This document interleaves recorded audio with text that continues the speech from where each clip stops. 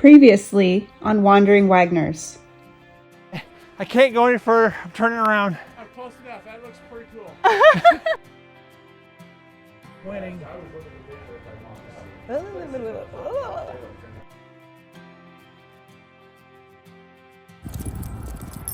You're breaking the rules, Pipe guy. We are back for another day in Deadwood, and we are visiting Adams Museum.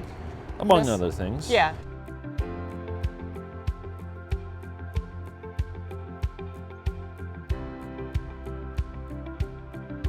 Deadwood in 1898, Deadwood in 2023.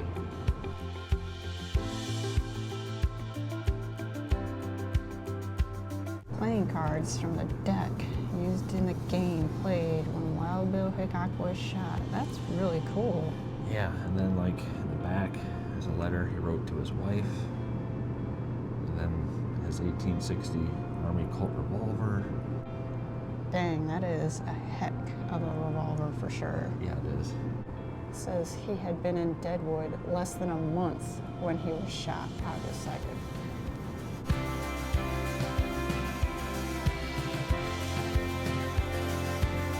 We have another train. This is the first locomotive in the Black This Hills. thing is awesome. That is very cool. Please do not touch, of course. Yeah, over here it says the same thing. They don't want you touching it. To today's standards, this train is super small, the locomotive, but it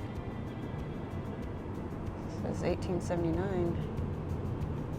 There's a poster board behind the train, and this is the actual locomotive that is sitting right behind us, working.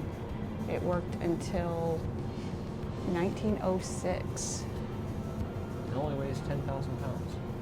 These belong to lawman Seth Bullock. Man, those dice are tiny. This noose here was used to hang the man who killed someone. There's the story. You can pause it if you want to read it. But it took over 23 minutes for this guy to die by hanging. Yeah, that cleaver, he hit a woman in the face with it. He didn't mean to. Yeah, He meant to throw it at her dog and missed and hit her in the face and it killed her. She was, in there sleeping in her room. He was trying to rob her. Here's a door for a brothel house. On this side, it's like steel. There's a lot of locks. Said it was her first defense to keeping out drunk and disorderly customers. There are 3 levels to this. There's a downstairs and upstairs and a center. So this is something you can actually touch with your fingers, it says. There's a projector. Yeah. There's the projector. Yeah, you can I don't know if you can tell in the video, but it definitely moves the lines. It moves the sand around to like reshape it. Topography. Yeah. Chart. Yeah, change the color because it's higher. Take it out. Yeah, it's blue down there now. It's a Oh my gosh. 2-headed calf. That's crazy. It said it survived 6 weeks. Company in Ohio. Building these cool buggies that become a status symbol. Yeah, for kids. Right. Here, I'll Pony stand drawn wagon. right here. You can see how. Yeah. In 1944, 4 feet of snow fell in 48 hours here in Deadwood.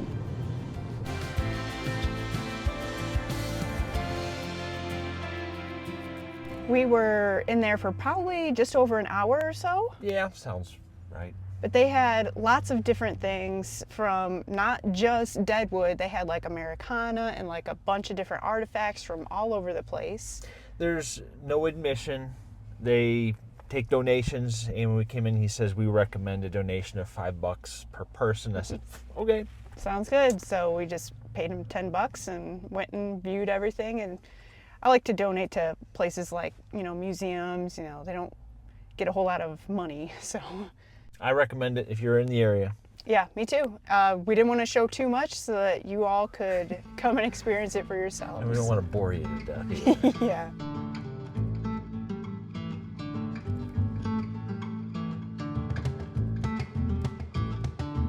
The Brothel Deadwood Tours. I think we're going to do that next. Tried to do it yesterday, but it was closed. I said to beat it. Says they're open today.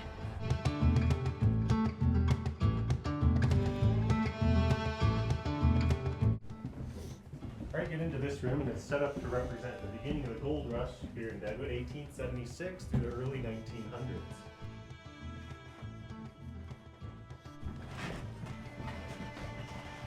When you get into the 20s and 30s, at this point, the status quo for women flipped. 19th Amendment gave women the right to vote, gave more power in society to choose a marriage, career path, education.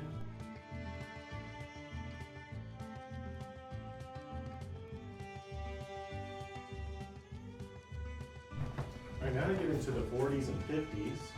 Population in Deadwood had dropped from about 9,000 in the late 19th century to about 4,000 in the 1940s, mostly due to the gold rush dying down. It was all being done in specific mines.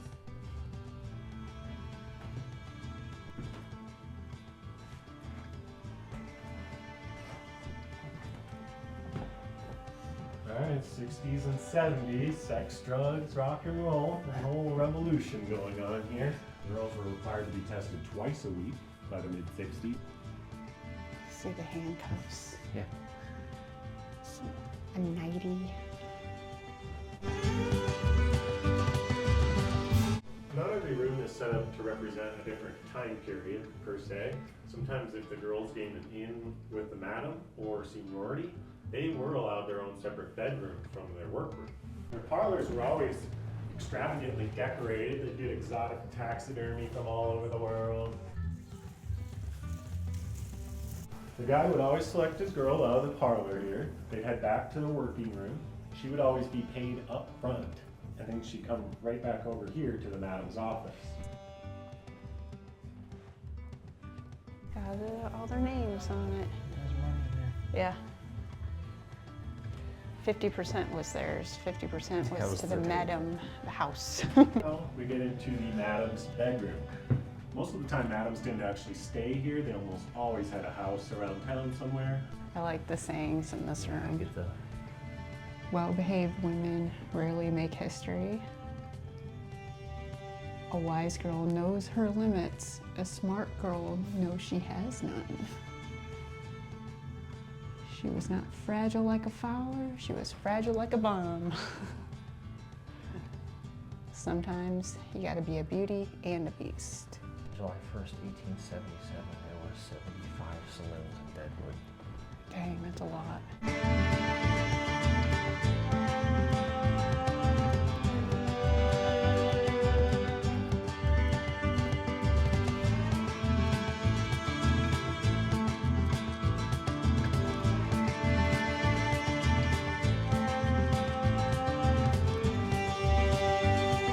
We just finished up the Brothel Tour, and it was pretty interesting to say the least. It was fun. I enjoyed it. Yeah, I mean, we couldn't record the whole thing as he's talking because that's just not right.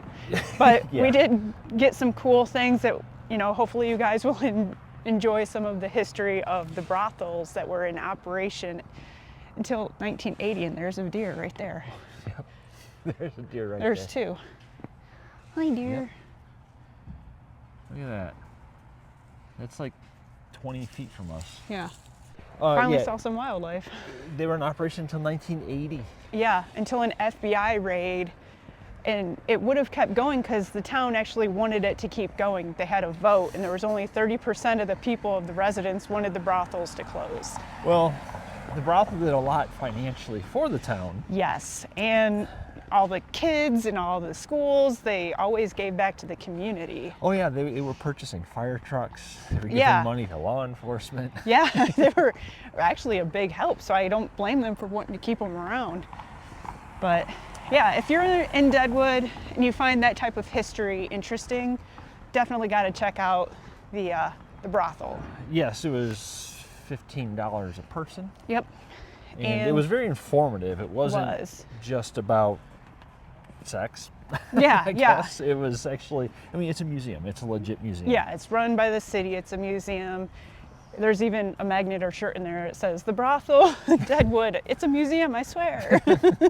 I think we're gonna head back to the puppies now and kind of just relax the evening away.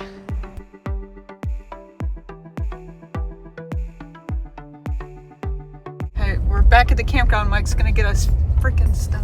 Well, if we get stuck, we'll get Chuck out here with his Bronco to save us, right? Mike said, look at all the deer. Let's go chase them. We're doing it.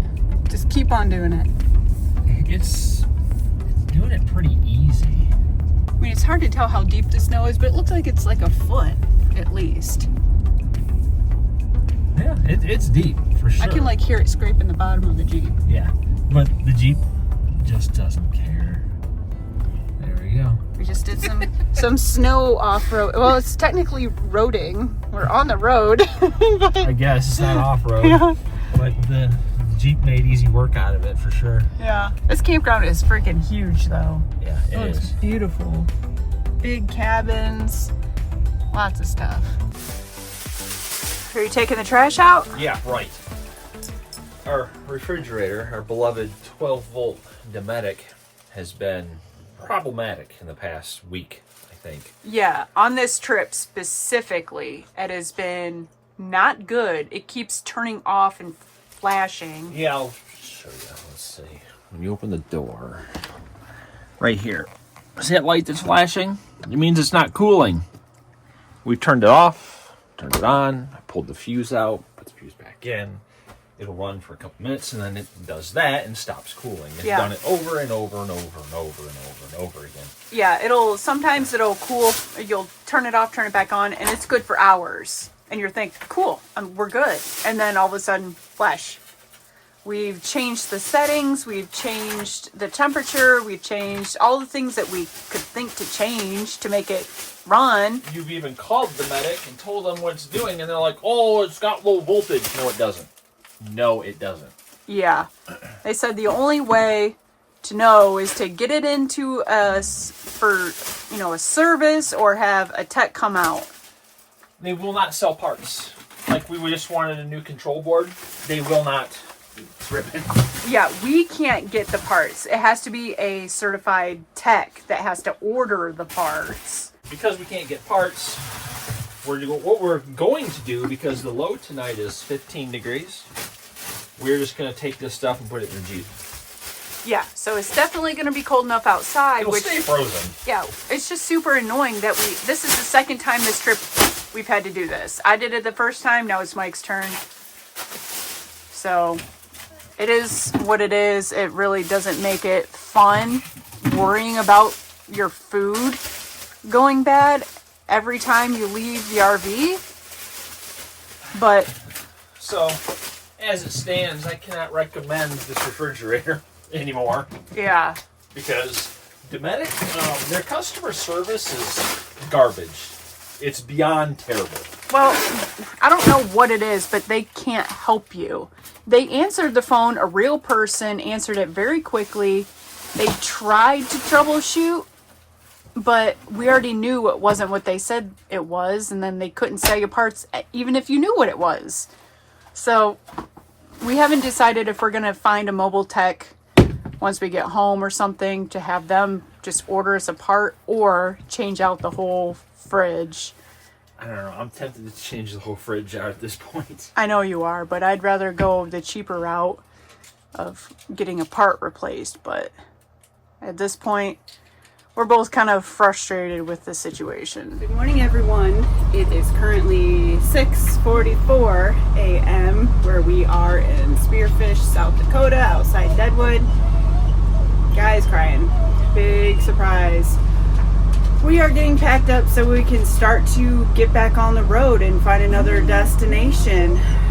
We wanted to get an earlier start today, but of course today the weather is very, very foggy, so that should make for a fun drive. It's also like 14 degrees outside, so it's probably like a freezing fog, so you gotta be really careful of the slick roads. This campground here, has been great. It is more on the expensive side, but they are open year round. They have water on year round. So those things, yeah, you're gonna have to pay for those type of amenities in January. I am not complaining one bit. It was perfectly located between going to Deadwood and visiting other locations that Chuck and Allie wanted to go visit while they were out here in South Dakota. I would highly recommend it. I'm sure this place doesn't need anyone saying that it is great, because I'm positive it's just jam-packed full all summer long. Getting all done? It's cold out. Yeah. It's foggy and it's very cold. All of these trees do have this very beautiful frost on them though. Love when that happens. It looks so pretty. Bye, Elkhorn Ridge RV Resort Park. It's been real. It's been real. It really has been. I've enjoyed it quite a lot.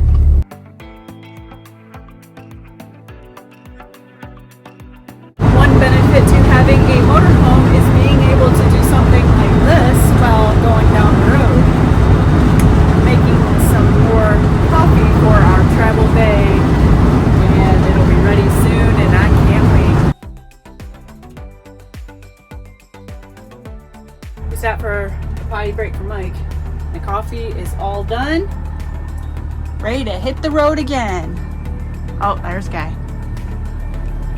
You ready to go, Pipe? My freaking deja vu up in here. We have gone full circle. It is much cooler since the last time we were here, so time to start the generator. There we go. Hasn't been raining in a while.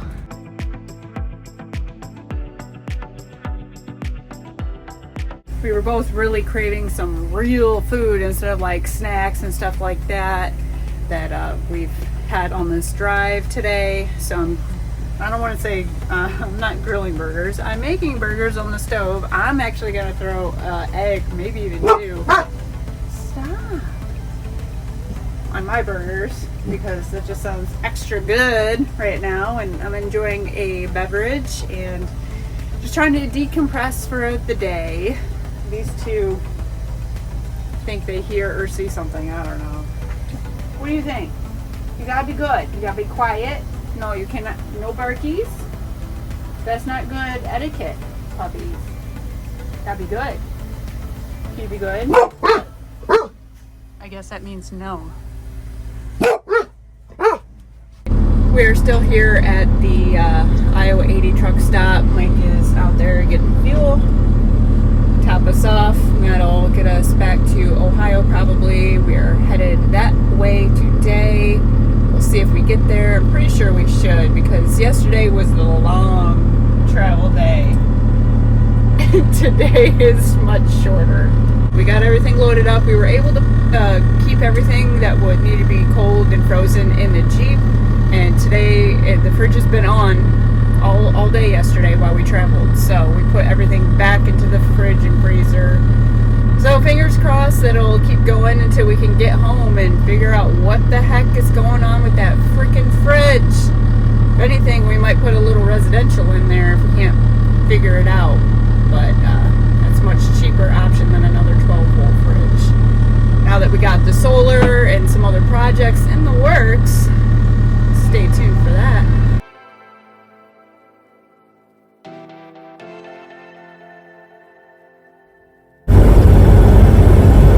There it is, 50,000 miles. What a momentous occasion.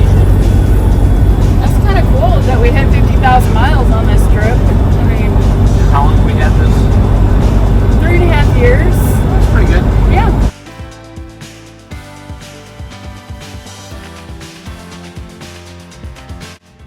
We have returned home, and this is how my Jeep looks. I'm getting ready to salt scan it. For comparison, Mike's Jeep has been in the garage the entire time. Silver and black, but mine's starting to look a little more silver than black. This is what the Jeep looks like outside in the natural daylight versus the light from inside the garage.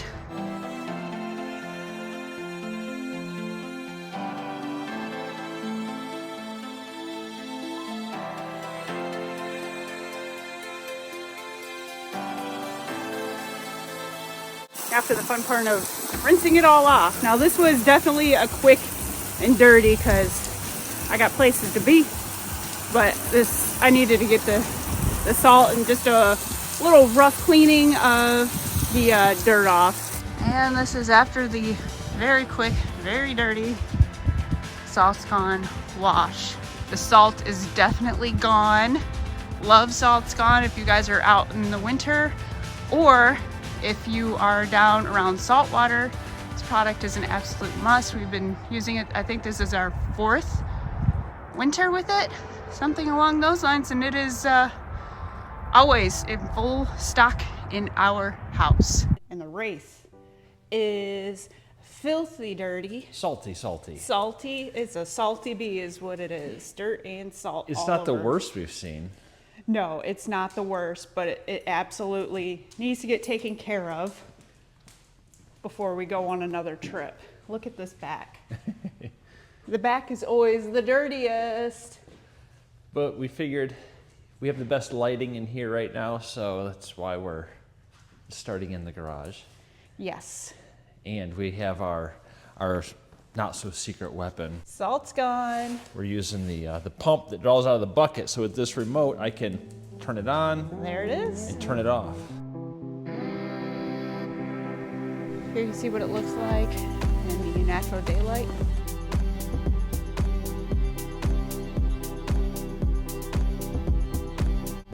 We're just gonna rinse it. We're not gonna scrub it or anything.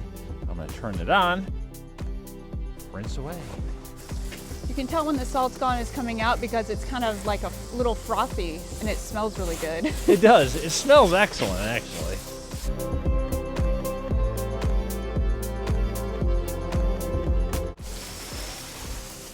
Luckily the weather is on our side today because we haven't seen the sun since we left the west. I'm gonna turn it off and rinse it with straight water. Should I stay here?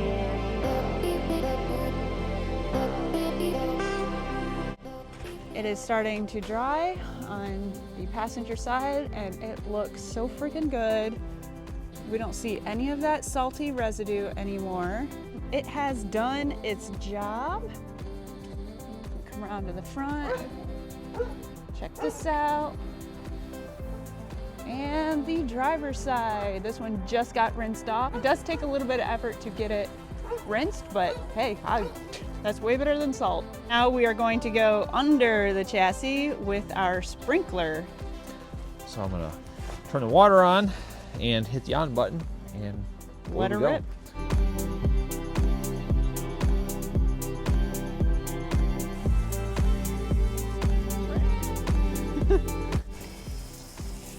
Pipey, no. No. Yeah, we're gonna have to salt on the garage floor. Ugh.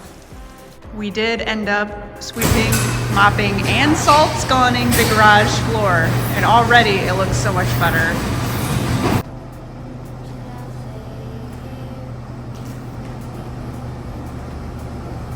Look at how clean that back end is. Dang, love salt's gone. Got the Wraith back in the garage, and look how much cleaner it looks. Before we were showing all the salt down around the bottom. It's pretty dang clean now. And we did not use a brush or a sponge or nothing. We just sprayed the salts going on and rinsed it off with water. Right. Of course, we're gonna have water spots, but that's what you get when you don't hand dry it. Hey, I'll take water spots over salt. Yes. Next time on Wandering Wagners. Well, look what we got here. I got a Victron Multi-Plus 2. While Lynn has been enjoying the hot tub, I spent the last hour underneath the Wraith pulling out all 30 feet of this cable.